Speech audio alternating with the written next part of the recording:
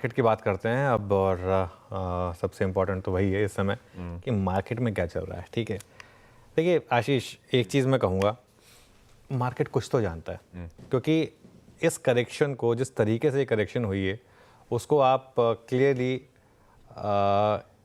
एक defined reason से नहीं वो बता सकते कि हाँ एक ये रीज़न है जिसकी वजह से मार्केट गिर रहा है। तो कुछ ना कुछ तो मार्केट जानता है जो हम नहीं जानते हैं इस समय। मार्केट नॉर्मली हम सबसे अहेड होता है, मार्केट को पता होता है कुछ ना कुछ, और रीज़न हमेशा बाद में आता है। इसे कहते हैं ना, मार्केट इज डिस्काउंटिंग मशीन। हमेशा मार्केट पहले चलता है और रीज़न बाद में आता है, और नॉर्मली जब भी रीज़न आते हैं तब मार्केट टॉप या बॉटम लगाता है। तो रीज़न हमें बाद में पता चलेगा, और जब हमें पता चलेगा रीज़न, तब तक पूरा गेम हो चुका होगा मार्केट में। सिंपल चीज़ है ये। अभी के लिए वेरियस फैक्टर्स हैं, कई फैक्टर्स को हम अलग अलग बता रहे हैं कि भाई इसकी वजह से मार्केट गिरा है, उसकी वजह से मार्केट गिरा है। सबसे आसान कारण जो एस्क्राइब किया जा रहा है, सबसे आसान कारण वो है FIs बेच रहे हैं। फैक्ट है, FIs बेच रहे हैं। FIs ने पहले भी बेचा है, तो उसमें कोई नई बात नहीं। हाँ, लेकिन क्वांटम ऑफ सेलिंग इस बार जो हुई है FIs की, वो बहुत ज़्यादा हुई है। अक्टूबर में रिकॉर्ड मंथ था सेलिंग का, और जिस तरीके से नवंबर की शुरुआत हुई है, हो सकता है नवंबर ये कह रहा हो कि अक्टूबर तुम रुक जाओ, मैं ज़रा अभी तुम्हारा रिकॉर्ड भी तोड़ने को तैयार हूँ। तो वो एक पॉसिबिलिटी है, और ये मेरे ख्याल से जैसे कहते हैं ना, ईजी रीज़न है, एस्क्राइब कर दिया कि भाई FIs बेच रहे हैं, इस वजह से मार्केट गिर रहा है।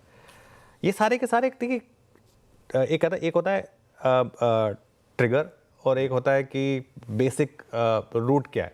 एक होता है सिम्टम, एक होती है डिसीज़। ये सिम्टम्स है, डिसीज़ कुछ और है। दूसरा सिम्टम क्या है? Quarterly numbers. क्वार्टरली नंबर्स हमने शुरू से माना था कि नंबर्स खराब आएंगे। पिछले क्वार्टर में जो नंबर में ग्रोथ आई थी, वो पूरी की पूरी मार्जिन्स की वजह से आई थी, क्योंकि कमोडिटी प्राइसेस काफ़ी गिरे थे, तो उसकी वजह से मार्जिन्स लोगों के इंप्रूव हो गए थे। तो मार्जिन्स इंप्रूव हुए तो नेट प्रॉफिट में ग्रोथ आ गई थी, टॉप लाइन ग्रोथ मिसिंग थी। इस बार भी टॉप लाइन ग्रोथ काफ़ी ख़राब है कंपनियों की, ये फैक्ट है। और जो क्वार्टर क्वार्टर अर्निंग्स ग्रोथ है या रेवेन्यू ग्रोथ है, वो सबसे फीकी रही है, इस तरीके का ग्रोथ रहा है। तो ये एक और कारण गिनाया जा रहा है। वैल्यूएशन एक और कारण गिनाया जा रहा है। बहुत मार्केट भाग चुका था ये, लेकिन ये सारे फैक्टर्स पहले भी थे। ऐसा नहीं है ना कि एकदम से आप बस अक्टूबर में उठे और आपने कहा कि मार्केट ओवर वैल्यूड हो गया, चलिए इसको गिरा देते हैं। तो कुछ ना कुछ तो है, और ग्लोबल क्यूज ठीक ठाक हैं। ग्लोबल क्यूज में कहीं कोई रत्ती भर भी दिक्कत नहीं है, सब ठीक ठाक चल रहे हैं। फिर भी कोई रैली टिक नहीं रही है यहाँ पर। सेंटीमेंट बहुत कमज़ोर है मेरे ख्याल से। इस समय मार्केट में सबसे ज़्यादा जो इशू है वो सेंटीमेंट का है। सेंटीमेंट मार्केट में बहुत ख़राब है इस समय। फाइनली मार्केट अब उस स्टेज में आ रही है जहाँ पे लोगों ने पूछना बंद कर दिया आज क्या लेना है। हाँ। अभी लोगों के सवाल ये होते हैं कि कब गिरना बंद होंगे हम, या आज क्या बेचना है। नॉर्मली ये अच्छे साइन होते हैं मार्केट के लिए कि लोगों ने ये, अब आपको देखिए कॉल आने बंद हो गए होंगे कि आज क्या लें, आज क्या लें, वो फर्स्ट साइन होते हैं। लेकिन खैर दिक्कत बहुत है इस बार। पोर्टफोलियो में बहुत बड़ा लोगों का जो है ना, बहुत बड़ी चपत लगी है, इसमें कोई डाउट नहीं है। तो इन लोगों का सवाल उठा देता हूँ यहीं पे। कुछ आइडिया लग पा रहा है गिरावट इस बाजार में कब तक चलेगी, कब थमेगा मामला? बिल्कुल, देखिए मैं दो चीज़ें कहूँगा। एक तो ये कि टाइम और प्राइस, इस बार दोनों करेक्शन हुई। ये कोविड के बाद जो रैली हुई है, उसमें पहली बार ऐसा हुआ है कि हमने टाइम और प्राइस दोनों करेक्शन देखी है।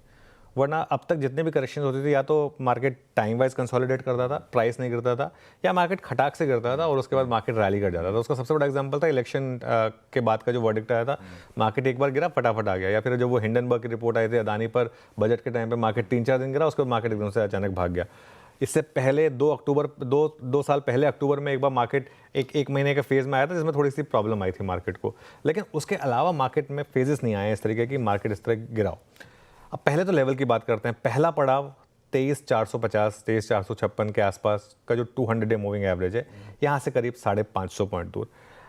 नॉर्मली एक bull market 200 day moving average को पहले टेस्ट में डिफेंड करती है। तो ये एक पॉसिबिलिटी है कि यहाँ पर मार्केट थोड़ा सा एक सपोर्ट ले, थोड़ी सी रैली करे। लेकिन आप ये ना एक्सपेक्ट करें कि जैसा हर बार होता आया है कि मार्केट गिरा और इमीडिएटली मार्केट ने knew all time high hit कर लिया। जब इलेक्शन वाले दिन मार्केट गिरा था, तो मैंने एक व्यू लिया था कि विद इन 3 मंथ्स मार्केट वापस ऑल टाइम हाई हिट करेगा। उसने एक ही महीने में कर लिया था। यहाँ पर व्यू थोड़ा सा फ़र्क है। यहाँ पर मुझे लग रहा है कि मार्केट में कुछ टाइम के लिए अब एक टॉप बन गया है। अब शायद बजट के बाद ही ये मार्केट, अब वो भी अगर एक ताबड़तोड़ बजट आया तभी चेंज हो, या फिर महाराष्ट्र का इलेक्शन फॉर एग्जांपल बीजेपी जीत जाए, अच्छे मार्जिन से जीत जाए अगर, तो वो एक ट्रिगर हो सकता है मार्केट के लिए। ऐसा कुछ मार्केट को ट्रिगर की ज़रूरत होगी। 200 डे मूविंग एवरेज पर हो सकता है कि थोड़ा सपोर्ट ले, लेकिन कॉन्फिडेंस हिला है मार्केट का इस बार, बहुत टाइम बाद कॉन्फिडेंस हिला है। और मिड कैप और स्मॉल कैप, मुझे एक रिस्क यहाँ पर लग रहा है कि मिड कैप और स्मॉल कैप यहाँ भी बहुत महंगे हैं आशीष, और अभी भी कुछ समय के लिए आप लार्ज कैप के कंफर्ट में रहें।